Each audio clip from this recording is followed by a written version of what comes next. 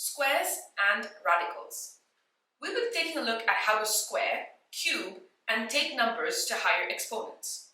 We'll also look at the reverse, which is square root, cube root, and radicals of higher numbers. Some functions on the Texas calculator are automatic and do not require the user to press the equal to button. An example of such a function is the square function. Let's take a look. So first, we'll key in 6, and then we'll press the x squared button, and the result will auto-populate to be 36.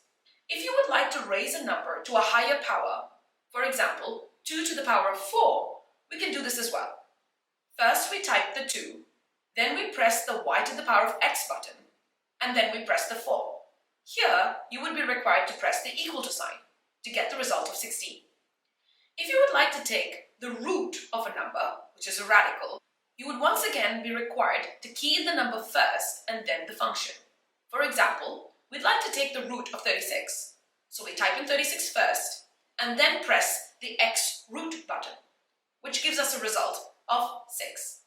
If you would like to take the square root of a higher power, for example, you would like to take the root of y to the power of x, this function can also be mathematically written as y to the power of 1 divided by x.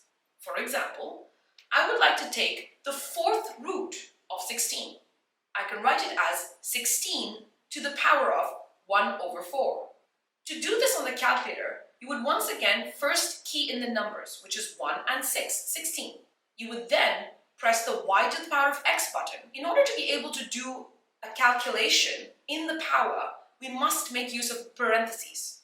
So you would go ahead and open a bracket, type 1, divided by 4, and then close a bracket. Notice your screen is stuck at 0.25, which is basically prompting you to hit the equal to button so that you can get your final answer. And your answer would be 2. Some of you would argue that you could have avoided the parentheses by just taking 16 to the power of 0.25. While this is correct, but in some cases, when we want to take the cube root of a number, we might have to make use of the parentheses, because taking 16 to the cube root would be 16 yx, open bracket, 1 divided by 3, close bracket, which is actually a series of several 3's, which is difficult for the user to input into its entirety. Hence, we recommend making use of the parentheses. Percentages and reciprocal.